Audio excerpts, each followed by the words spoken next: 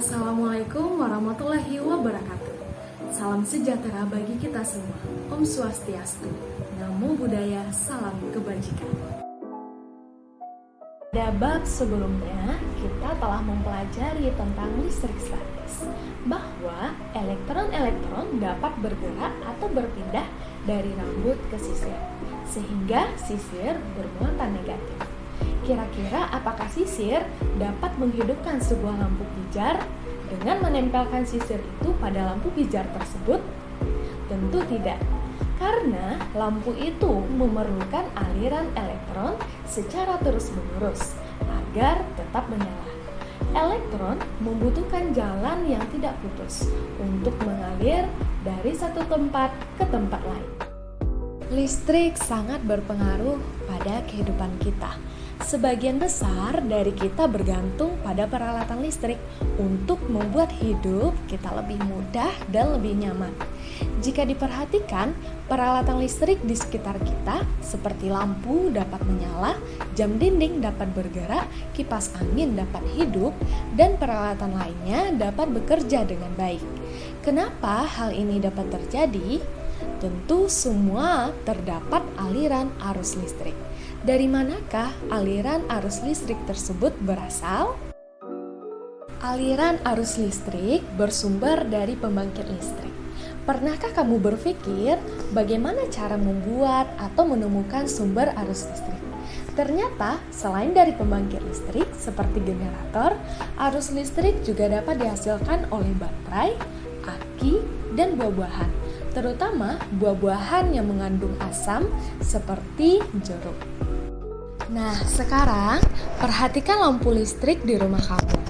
Ketika kamu menyalakan lampu, tentunya kamu akan menekan saklar yang terpasang di dinding. Jika satu saklar ditekan, maka lampu akan menyala. Tetapi mungkin lampu di ruangan lain tidak ikut menyala. Atau ketika kamu menekan saklar, ternyata semua lampu di beberapa ruangan akan menyala bersamaan. Mengapa demikian dapat terjadi? Yuk kita pelajari lebih lanjut tentang listrik dinamis.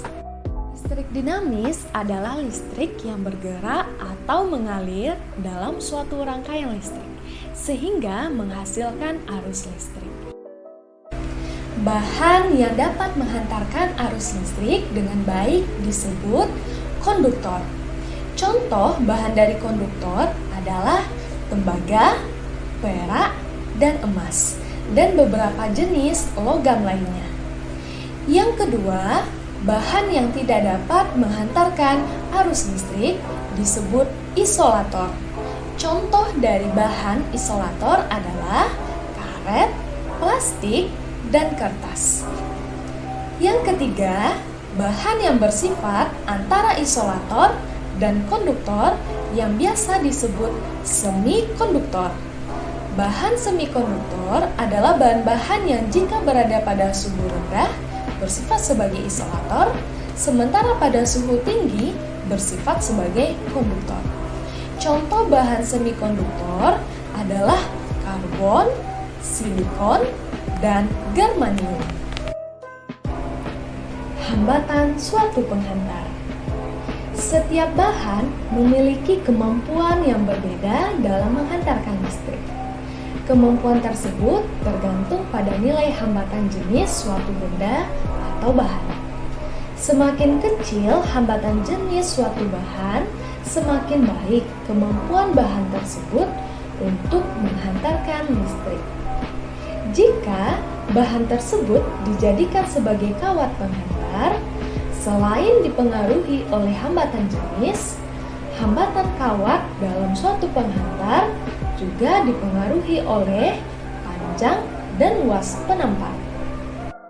Secara matematis dapat dituliskan sebagai berikut.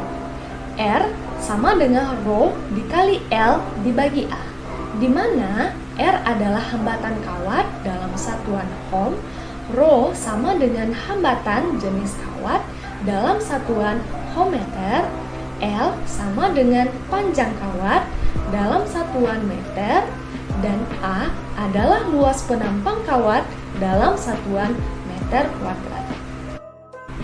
Sekian dulu video pembelajaran listrik dinamis tentang arus listrik, hantaran listrik, dan hambatan kawat. Semoga bermanfaat dan dapat dipahami. Ibu tutup.